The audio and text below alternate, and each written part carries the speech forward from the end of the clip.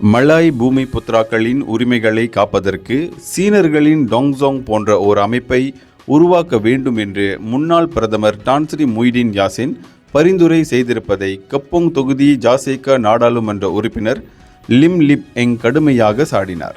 இப்படி ஓர் அமைப்புக்கு இப்போது என்ன அவசியம் ஏற்பட்டது? நடப்பில் உள்ள கட்டமைப்பு மீதான அவரின் புரிதல் என்ன என்று லிப் எங் கேள்வி எழுப்பினார். முய்டினின் ஒப்பீடே தவறானது. சீனர்களின் உரிமைகளை பாதுகாப்பதற்காக டாங்ஸாங் உருவாக்கப்படவில்லை. சீனர்களின் தாய்மொழியை காக்கும் ஓர் அரணாகத்தான் அந்த அமைப்பு பாடாற்றுகிறது என்று அவர் குறிப்பிட்டார். டாங்ஸாங் அமைப்பு சீன சமுதாயத்தின் பொருளாதாரம், சமூக, சமய விவகாரங்களில் தலையிடுவதில்லை. தாய்மொழி கற்க வேண்டியதன் அவசியத்தில்தான் முழு கவனத்தையும் செலுத்தி வருகிறது என்பதை அவர் தெளிவுபட சுட்டிக்காட்டினார்.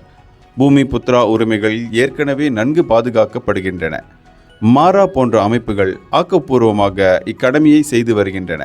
இது தவிர அனைத்து சமூகங்களும் இதற்கு நிறைவான ஆதரவு நல்கி வருகின்றன என்று லிப் எங் கூறினார். இந்நிலையில் பூமி புத்ராக்களின் எந்த உரிமைகள் இன்னும் நிறைவேற்றப்படவில்லை என்பதற்கு தக்க ஆதாரங்களுடன் முய்டின் விளக்கம் அளிக்க வேண்டும் என்று அவர் வலியுறுத்தினார். இந்தியர்களின் இதய குரல் மக்களோசை.